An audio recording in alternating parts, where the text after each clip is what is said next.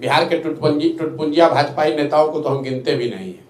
इनके जो सबसे बड़े शीर्ष के नेता हैं, उनकी जब जिंदगी की सबसे बड़ी लड़ाई लगी तो इसी बिहार के बेटे प्रशांत किशोर की मदद उन्होंने ली है। जब 14 में नीतीश कुमार का नैया डूब गया था, जदयू को 2 सीट मिला था, लालू जी को खाली 22 को विधायक था, जब दोनों लोगों को भाजपा ने यहाँ रौंद दिया 14 में लोकसभा चुनाव में, तो इन दोनों ने भी इसी प्रशांत किशोर की मदद ली थी। पूरे देश में चर्चा चल गई कि जनसुराज किस तरह के उम्मीदवारों को चुनकर निकाल रहा है। ये आपको रणनीति की, अगर जो रणनीति की समझ सबको होगी तो हम में और उसमें फर्क क्या है, ये दिखाता है। भाजपाई कहते हैं चाल चरित्र चेहरा। इनको तरारी के विधानसभा में कोई चाल चरित्र चेहरा वाला नहीं मिला। ये कहते हैं परिवारवाद की बात। कौन चुनाव लड़ रहा है भाजपा से, नाम बताइए। कोई मिस्टर विशाल हैं, कौन है विशाल? किसी बाहुबली के लड़के हैं। कहानी खत्म।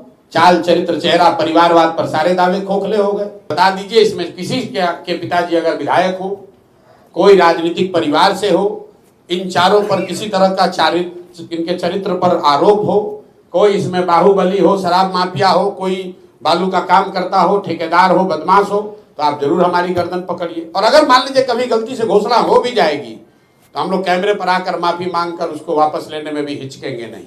इसमें कहीं कोई दिक्कत नहीं है।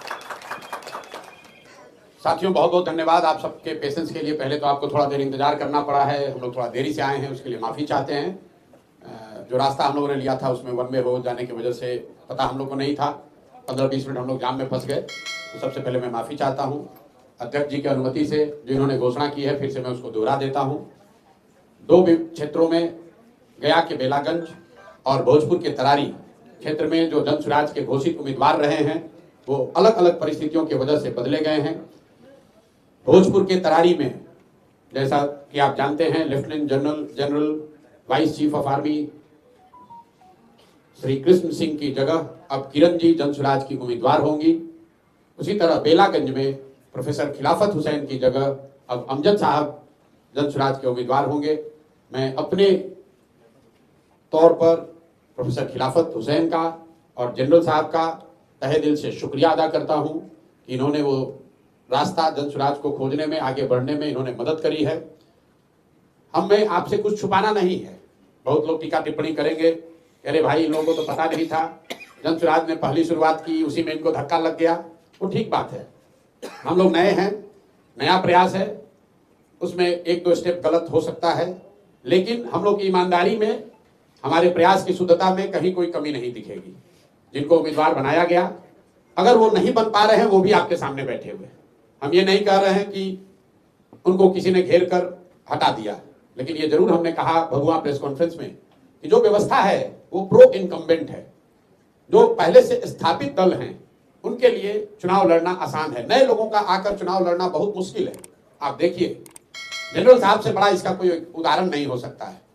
ये करत के रहने वाले हैं, बिहार के सबसे काबिल बेटों में इनकी गणना होनी चाहिए।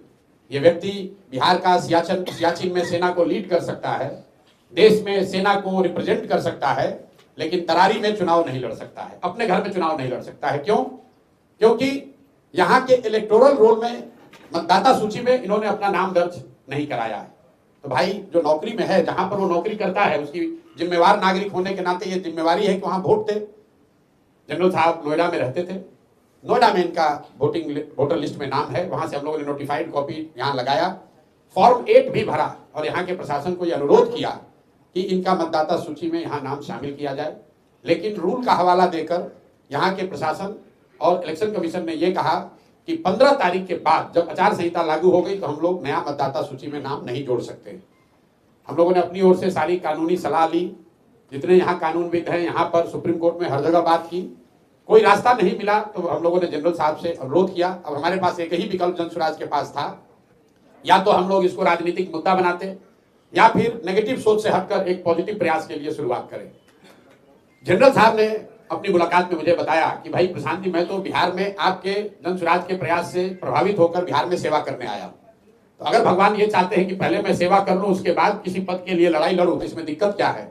पहले से जो आपके 4-5 साथी मेरे जुड़ने से पहले जो लोग तरारी में उम्मीदवारी के दावेदार थे, उनमें से किसी एक व्यक्ति को चुन लिया जाए। जैसा कि आपको मैंने पहले प्रेस कॉन्फ्रेंस में बताया था, घनश्याम राय जी उसमें एक प्रबल दावेदार रहे हैं, किरण जी भी एक प्रबल दावेदार रही हैं, यहाँ पर हमारे गढ़हनी के मुखिया जी हैं वो भी एक दावेदार रहे हैं। इन सब के बीच सब लोग हम लोग साथ में बैठे और कुछ साथियों की मदद से सबने मिलकर तय किया। हम पिछले 2 दिन से यहाँ हैं तरारी में, और सबने मिलकर यह फैसला किया कि किरण जी को यहाँ पर इनके सेवा, इनके क्षेत्र में किए गए प्रयास के आधार पर जन स्वराज का उम्मीदवार बनाया जाए। तो मैं इनको अपने दिल से और अपनी तरफ से व्यक्तिगत तौर पर और जन स्वराज परिवार की तरफ से शुभकामना देता हूं। और मेरी ये समझ है कि तरारी में सब लोग मिलकर अपने आप को यहाँ के राजनीतिक बाहुबलियों से मुक्त कराएंगे और एक स्वच्छ छवि की महिला को, अपने तरारी की बेटी को जिताने में योगदान करेंगे। दूसरा जो क्षेत्र है बेलागंज का, ये भी नोटोरियस क्षेत्र है। आपको मालूम है बेलागंज की पहचान क्या है। वहां पर जन स्वराज के सभी साथियों ने जब बैठक करी, सबने मिलकर अमजद भाई का नाम प्रपोज किया था। मैंने प्रेस कॉन्फ्रेंस में भी कहा था और वहां की सभा में भी इस बात की घोषणा की गई थी कि जन स्वराज की ओर से अमजद भाई उम्मीदवार रहेंगे। अमजद भाई ने खड़ा होकर कहा कि मेरी जगह पर प्रोफेसर खिलाफत हुसैन जी अगर चुनाव लड़े तो अच्छा है। अमजद भाई से मेरी जो बातचीत हुई, भाई आपको उम्मीदवारी मिल रही है, क्यों नहीं लड़ना चाहते हैं? मैं कैमरे पर खुलासा करना चाहता हूं, क्यों नहीं लड़ना चाहते, क्यों नहीं लड़ना चाहते थे? चुनाव लड़ना आसान नहीं है। सामान्य परिवार के बच्चों के लिए चुनाव लड़ना आसान बात नहीं है। अमजद साहब 2-3 चुनाव लड़ चुके हैं, वहां से लड़ने वाले में इनकी छवि है, साधारण परिवार के बच्चे हैं। इन्होंने मुझे व्यक्तिगत तौर पर कहा कि प्रशांत जी, चुनाव लड़ते लड़ते हम लोग फाइनेंशियली टूट गए हैं, 7-8 महीने के लिए फिर चुनाव लड़े, फिर 25 में चुनाव होगा, इसलिए कोई दूसरे को ही लड़ाइए, क्योंकि कितनी बार हम लोग चुनाव लड़ेंगे। लेकिन उनके भावना का सम्मान करते हुए उन्होंने प्रोफेसर खिलाफत हुसैन जी का नाम प्रपोज किया। खिलाफत हुसैन जी ने भी खड़ा होकर कहा कि हम इस क्षेत्र के आदमी नहीं हैं। ऐसी बात नहीं है, इनकी बड़ी इज्जत है। ये राजनीति में आए हैं, खींच कर हम लाए हैं और इनको राजनीति में ही रखेंगे। अब इनको टीचर नहीं बनने देंगे, राजनीति में ये बने रहेंगे। जान पढ़ाकर भागना चाहते हैं, और ये सिर्फ खिलाफत हुसैन जी के लिए नहीं कह रहे हैं, जनरल साहब को भी हम वापस आर्मी में नहीं जाने देंगे। 2 दिन पहले हमको जनरल साहब ने बहुत अच्छी बात कही कि प्रशांत जी और कुछ हो या नहीं, 10 दिन हम जब तरारी में घूमे हैं तो मुझे लगा है कि पिछले 10 साल रिटायरमेंट के बाद जो मैं नोएडा में बैठा हुआ था, बहुत बड़ी चूक हो गई, हमको यहाँ आकर रहना चाहिए था। इतना प्यार लोगों ने दिया है। तो प्रोफेसर खिलाफत हुसैन और जनरल एसके सिंह कहीं नहीं जा रहे हैं, जन स्वराज का हिस्सा बनकर मजबूती से बिहार को सुधारने के इस प्रयास में जुड़े रहेंगे। और मैं अपने दिल से अमजद भाई का भी धन्यवाद कर रहा हूं। इसलिए धन्यवाद कर रहा हूं कि जन स्वराज की जीत के लिए वहां के कार्यकर्ताओं के डिमांड पर इन्होंने अपनी व्यक्तिगत आर्थिक परिस्थितियों को थोड़ा नजरअंदाज कर भी लड़ना स्वीकार किया है। और प्रोफेसर खिलाफत हुसैन के आशीर्वाद से, दुआ से मजबूती से वहां चुनाव लड़ेंगे। और मेरा विश्वास है कि बेलागंज में भी हम लोग को सफलता मिलेगी। आप में से जिन लोगों का कोई सवाल है तो आप सवाल कर सकते हैं। बहुत बहुत धन्यवाद। देश के सबसे बड़े रणनीतिकार को कहां चूक हो गई तरारी में? कोई चूक नहीं है। आपको ये कैसे मालूम है कि ये रणनीति का हिस्सा नहीं है? कम से कम आज तरारी की जनता जान गई कि उनका एक बेटा श्री कृष्ण सिंह है जिसने देश की इतनी बड़ी सेवा की है। पूरे देश में चर्चा चल गई कि जन स्वराज किस तरह के उम्मीदवारों को चुनकर निकाल रहा है। ये आपको रणनीति की, अगर जो रणनीति की समझ सबको होगी तो हमें और उसमें फर्क क्या है? तो आप ये भी तो मान सकते हैं कि रणनीति का हिस्सा ही है। ये रणनीति का हिस्सा नहीं है, लेकिन जब आप सही नियत से कोई काम करते हैं तो ऊपर वाला रास्ता अपने आप बनाते जाता है। श्री कृष्ण सिंह जी चुनाव नहीं लड़े, उससे कोई नुकसान नहीं है, लेकिन पूरा बिहार की जनता ने देखा कि जन स्वराज में कैसे लोगों को उम्मीदवारी मिलेगी, कैसे कैसे लोग इस धरती पर जुड़े हैं, इस धरती से जन्मे हैं, धरती का नाम रोशन किया है, जो वापस आ रहे हैं, राजनीति में आ रहे हैं। जनरल जैसे लोग आ रहे हैं, प्रोफेसर खिलाफत हुसैन जैसे लोग। बाहुबलियों के क्षेत्र में भी जन स्वराज के प्लेटफॉर्म की विश्वसनीयता इतनी है कि उस प्लेटफॉर्म से आकर चुनाव लड़ने का, अपना जीवन का सब कुछ इनका कमाया हुआ, इनकी प्रतिष्ठा, इनकी सोच, सब कुछ वो जन स्वराज के साथ जोड़ रहे हैं। ये जन स्वराज की बहुत बड़ी जीत है, ये चूक नहीं है। भाई हम लोग को तो कैंडिडेट और चुनाव चिन्ह 28 तारीख को मिलेगा। हम अगर जनरल साहब लड़े या कोई लड़े, जो मैंने आपको कहा कि व्यवस्था इतनी प्रो इनकम्बेंट है कि भाजपा कैंडिडेट को सब लोग जानता है, उसका चुनाव चिन्ह सब जानता है, लेकिन जन स्वराज के उम्मीदवारों को चिन्ह जो है चुनाव चिन्ह 28 को ही मिलेगा। लेकिन आप लिख कर रखिए, भले चुनाव चिन्ह हम लोग को 28 को मिलेगा, 12 दिन 14 दिन के अंदर, क्योंकि क्षेत्र की जनता देख रही है जन स्वराज जन स्वराज जन स्वराज का उम्मीदवार कौन होता है। उसको जो जिन दलों को सालों लगे हैं अपना चुनाव चिन्ह घर घर पहुंचाने में, जन स्वराज का चुनाव चिन्ह 15 दिन में पहुंचेगा। और आप 13 तारीख को देखिएगा कि जनता कैसे वोट करती है। विपक्षी जो है वो कह रहे हैं कि पहले ही गेंद पे प्रशांत ठाकुर को। अच्छा, कौन विपक्षी है? यहाँ विपक्ष में 3 दल हैं, भाजपाई हैं। भाजपा के सबसे बड़े शीर्ष के नेता कौन है? नरेंद्र मोदी हैं, बिहार के टुटपुंजिया भाजपाई नेताओं को तो हम गिनते भी नहीं हैं।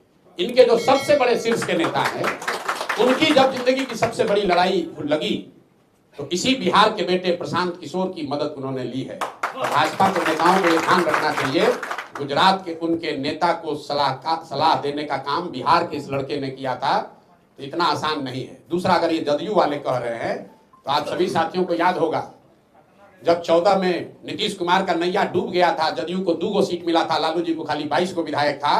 जब दोनों लोगों को भाजपा ने यहाँ रौंद दिया 14 में लोकसभा चुनाव में, तो इन दोनों ने भी इसी प्रशांत किशोर की मदद ली थी, तो उनका जान बचा था। और हिंदू धर्म में हम लोग कहते हैं, गीता में ये कहा गया है, कृतज्ञता से बड़ा कोई अपराध नहीं है। तो जदयू के लोगों को, भाजपाइयों को कम से कम कृतज्ञता नहीं दिखानी चाहिए।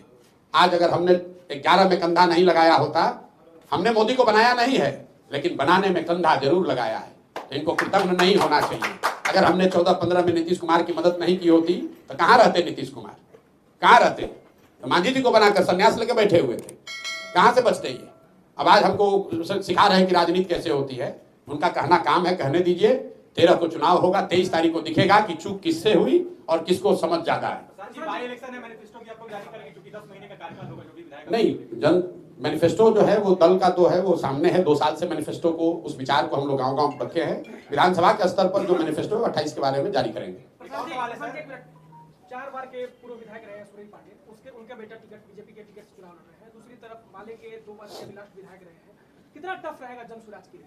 भाई देखिए, टफ ये नहीं है कि कौन चुनाव लड़ रहा है, टफ ये है कि बिहार की गरीब जनता, बिहार की जनता को गरीबी से कैसे निकाला जाए, बिहार की राजनीति को सही रास्ते पर कैसे लाया जाए, इसको बालू और बाहुबली और बालूबलियों से कैसे छुड़ाया जाए, शराब माफिया से कैसे निकाला जाए।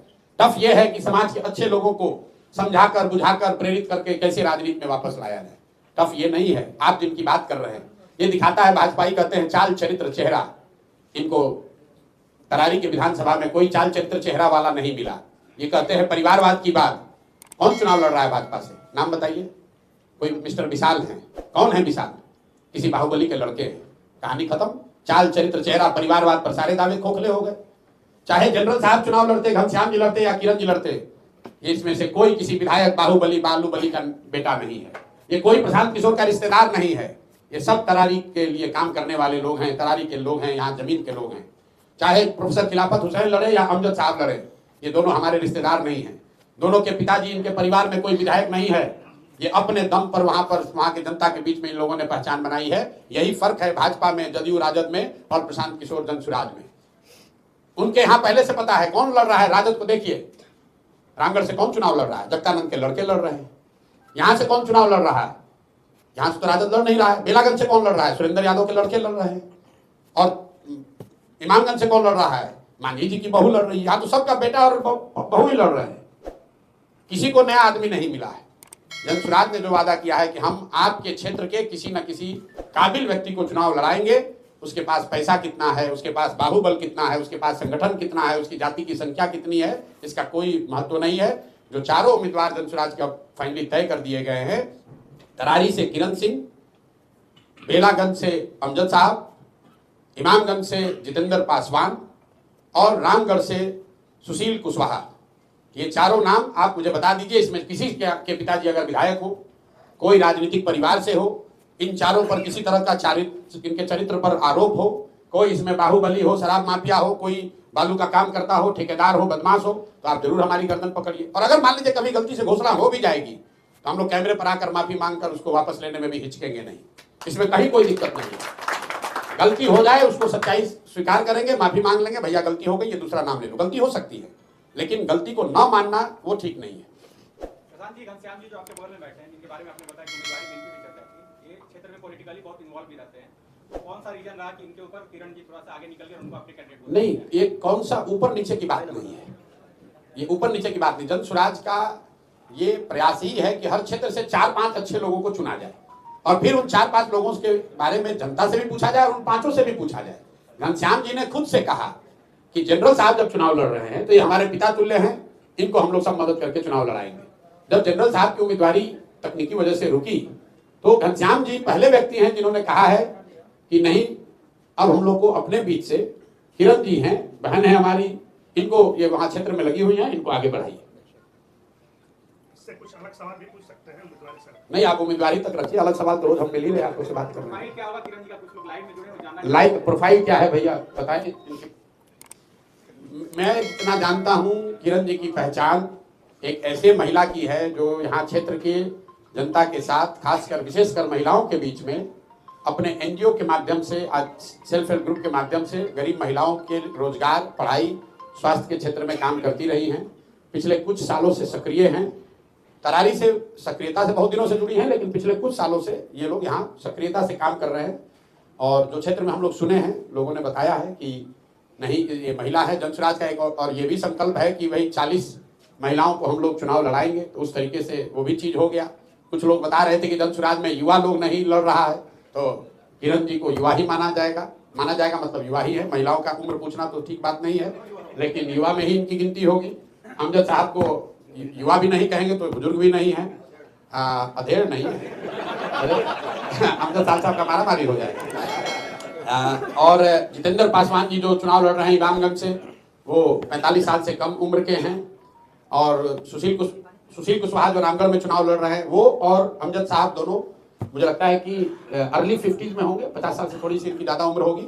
और किरण जी और जितेंद्र जी ये लोग 40 के नीचे वाले लोग हैं। तो युवा, बहुत लोग हमको सोशल मीडिया पर लिखकर भेजा, अरे आप तो बूढ़े बूढ़े लोगों को लड़ा रहे हैं। बात बूढ़ा और जवान की नहीं है, बात अच्छे लोगों की है। अच्छा व्यक्ति, युवा हो या बुजुर्ग, महिला हो या पुरुष, जो अच्छा है वो जनसुराज का है। बहुत बहुत धन्यवाद भैया। इसको हम लोग खत्म करें, माफी चाहते हैं अगर आप फिर से एक बार देरी के लिए। आप सब आए, आपने अपनी बात रखी, सुनी बात। अमजद भाई अगर आप कुछ कहना चाहते हैं एक नहीं। हाँ बता दो। मोहम्मद अमजद है और बेलागंज से जो है आपके 2005 में पहला चुनाव लड़े थे, फिर 10 में आपके जदयू से लड़े, जो आपके मात्र लगता है 4100 वोट से हारे थे। और उस समय से अभी तक हम संघर्ष करते रहे हैं। अभी इस चुनाव में जो है आपके चुनाव लड़ने का मन नहीं था, 3 चुनाव हम हार चुके थे। पूरे आपके परिवार का जिम्मेवारी रहता है और एक साधारण परिवार से हम हैं। मेरे वालिद जो है आपके एक किसान हैं, मात्र 10 बीघा जमीन मेरे वालिद के पास है और हम लोग 6 भाई। इसमें हम चुनाव लड़ना नहीं चाह रहे थे, लेकिन आपके प्रशांत जी को हमने बोला कि अगर लड़ाना है आपको तो हमारे गार्जियन स्वरूप आपके प्रोफेसर साहब, उनको लड़ाया जाए। तो इस पर सहमति बनी और हम लोग सब बेला गए, तमाम जनता के सामने हमने घोषणा किया कि इनको चुनाव बेला से लड़ाया जाए। फिर बाद में वहाँ की जनता जो है डिमांड किया और दबाव बनाए कि नहीं, चुनाव आपको लड़ना चाहिए। और साथ में पार्टी के जो सूत्रधार हैं हमारे प्रशांत किशोर जी, इनके पास भी जो है आपके फीडबैक जो क्षेत्र से आया, तो इन्होंने भी दबाव बनाए कि अब आपको चुनाव लड़ना होगा। तो मजबूरी में हम फिर दोबारा चुनाव लड़ने के लिए तैयार हुए हैं और बेला जो चुनाव लड़ेंगे तो मजबूती से लड़ेंगे और जीत कर आएंगे। आपने तीनों चुनाव बतौर इंडिपेंडेंट कैंडिडेट लड़ा था? नहीं, पहला चुनाव लड़े थे आपके लोजपा से, दूसरे चुनाव जदयू से लड़े और तीसरा चुनाव भी जदयू से लड़े। साथ ही क्वेश्चन आप पे है सीधे, आपने बताया कि जो हर पार्टी से घूम के आ रहे हैं उनको दिया जा रहा है, ये भी तो हर दल में घूम के आ रहे हैं। ठीक बात है, हर दल से तो ये घूम कर नहीं आ रहे हैं। पिछले 10 साल से ये जदयू में रहे हैं, 2 बार चुनाव लड़े हैं और जो 2 बार चुनाव हारे हैं वो 2000-3000 वोट से हारे हैं। बेला में इनकी छवि ये है कि एक जमीन का लड़का है। बेला जो कंस्टिट्यूंसी है उसकी प्रोफाइल को जानिए, वहाँ 30 बरस से करीब एक व्यक्ति का 35 साल से एक व्यक्ति का ही वहाँ राज है और हर तरह की बाहुबल, धन बल, सब तरह का प्रयोग होता है। लोग बताते हैं कि बेलागंज में चुनाव जीतना है तो कम से कम 10-20 करोड़ रुपया आपको खर्च करना पड़ेगा। उस परिस्थिति में एक साधारण किसान परिवार का लड़का समाज के लिए लड़ रहा है, 1-2 बार हारे हैं। और ये जनसुराज बेला में जितने लोग जनसुराज को जानते हैं उसमें अमजद भाई की बड़ी भूमिका है। ये आज से नहीं है, जनसुराज में पिछले कई महीनों से जनसुराज को लेकर घर घर इन्होंने काम किया है।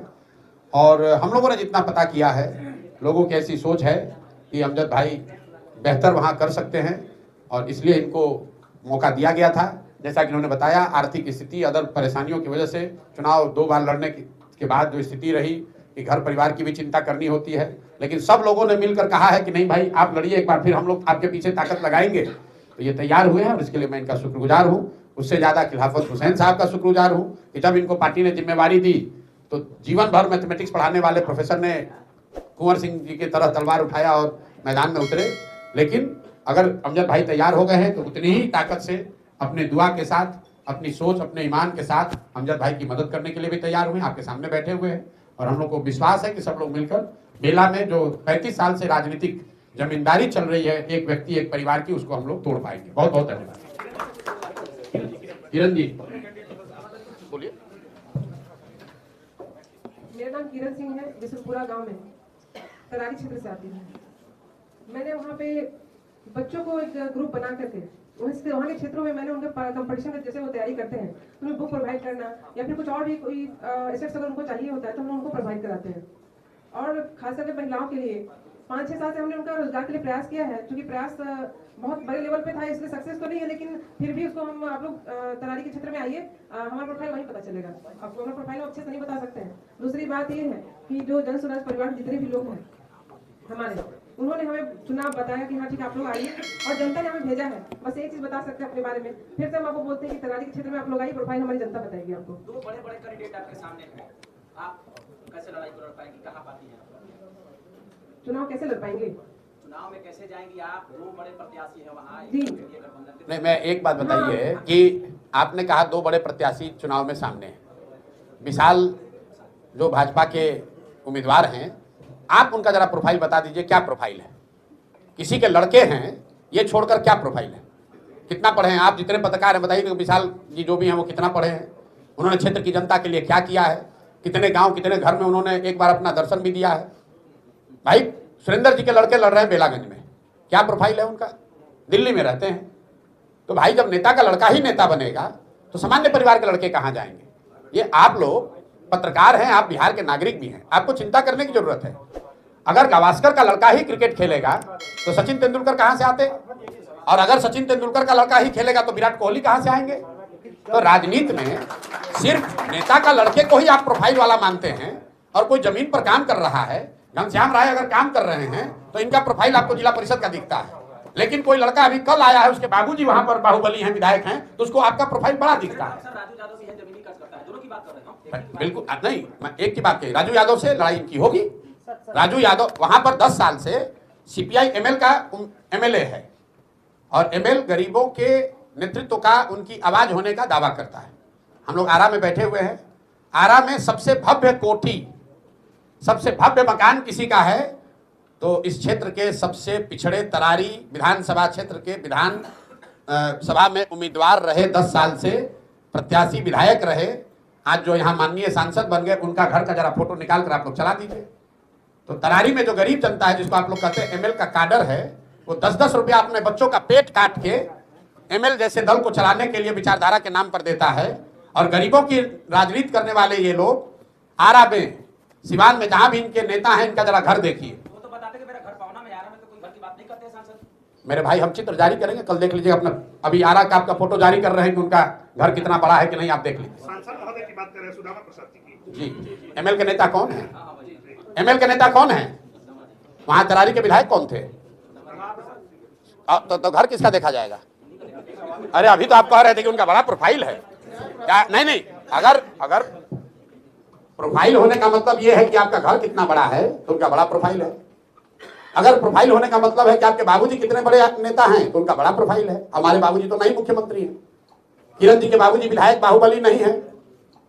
कैसे बदलेगा सर? महागठबंधन के प्रत्याशी है, उनका प्रोफाइल देखा जाए वो बेहतर है, बिल्कुल, और यहाँ से ऐसा से लेकर के जमीनी स्तर पर काम भी करते हैं। बिल्कुल ठीक बात है, जमीन पर उन्होंने भी काम किया है, लेकिन 10 साल से तरारी की जनता जिसको उम्मीदवार चुनकर बनाई है विधायक, उनसे सवाल पूछा जाएगा कि नहीं कि 10 साल में आपके दल ने क्या किया। राजू यादव जी वहां से निर्दलीय उम्मीदवार नहीं है, वो माले के उम्मीदवार हैं। तो ये तो पूछा जाएगा ना कि माले के विधायक ने 10 वर्ष में तरारी की जनता के लिए क्या किया है। ये पूछने का लोकतांत्रिक हक तो सबको है। बात आपने प्रोफाइल की कही है, तो इस क्षेत्र के सबसे गरीब विधानसभा क्षेत्र के विधायक का प्रोफाइल यह है कि वो यहाँ के सबसे धनाढ्य लोगों में उनकी गिनती है। अब उन्होंने किसी दूसरे को नॉमिनेट किया है ना। अभी तक तो तरारी के विधायक आपके माननीय सांसद जी रहे, राजू जी नहीं थे। राजू जी तो खड़े थे, पिछली बार चुनाव हार गए थे। इतने बड़ा प्रोफाइल वाले हैं तो पिछली बार क्षेत्र की जनता ने तो उनको हरा दिया था। चलिए ठीक है भैया, बहुत बहुत धन्यवाद। सवाल था सर से, थोड़ा सा सवाल है मेरा, एक सवाल है। ये कर लीजिए इनसे सर से। देश की एक बड़े पार्टी ने 2014 में आपको पेशकश किया था, आपने ठुकरा दिया था। अब कल ये कोई बात है नहीं सर, एक सवाल नहीं था। नहीं नहीं, ये मैंने क्लैरिफाई किया था पहले वाले प्रेस कॉन्फ्रेंस में ही बोला था आपका यही सवाल। जो जमीनी हकीकत है ये है कि 2013 में मैं जब वाइस चीफ था तो यहाँ पर आया था और आरा के जो भवन है सैनिक कल्याण केंद्र और यहाँ का जो ECHS है उसको मैंने उद्घाटन किया, फिर गांव में किया, फिर ट्रक टैंक भेजा। इससे मेरी छवि काफी अच्छी थी। लेकिन कोई भी पॉलिटिकल ऑफर आने से पहले मेरे को आर्म फोर्सेस ट्रिब्यूनल में जज का अपॉइंटमेंट मिल चुका था। उसको छोड़ करके मैं किसी पॉलिटिक्स में जाने की आशा नहीं थी। जब सर्कमस्टांसेस मेरे चेंज हो गए और मेरी वाइफ भी नहीं रही कोविड के बाद में, अब मैं खाली था, तो पहले आदमी जो मेरे को अप्रोच किया है वो प्रशांत किशोर जी हैं और इनको मैं बहुत दिनों से फॉलो कर रहा था। इनके विचारों से मैं बहुत सहमत था और अगर हमारे को पॉलिटिकल चेंज लाना है और कुछ करना है तो 3 उद्देश्यों को लेकर के मैं कुछ काम करना चाहता था। वो है रोजगार, गांव वाले अभी भी नाराज हैं, हमने रोजगार ज़्यादा नहीं दिया। दूसरा शिक्षा इतनी कमज़ोर है कि उनको रोजगार नहीं मिलता। तीसरा हेल्थ, ये सब चीज़ें इनका भी प्रायोरिटी है। तो मेरे को एक मंच चाहिए था जहां से मैं ये जनता को समझा सकूं और हम कुछ कर सकें। ये सब देखते हुए मैं इनसे सहमत हूँ। रहेंगे ना, आप तो रहेंगे क्षेत्र में। एक्सेलेंट, यहीं पर रहेंगे। हमारे 3 जिनके लिए मैं काम करता, शहीद स्मारक संस्था और बाकी संस्थाएं जिनके मैं एग्जीक्यूटिव डायरेक्टर था, वहां से सब मैं रिजाइन करके और परमानेंट करत में आ गया हूं और यहीं रहूंगा।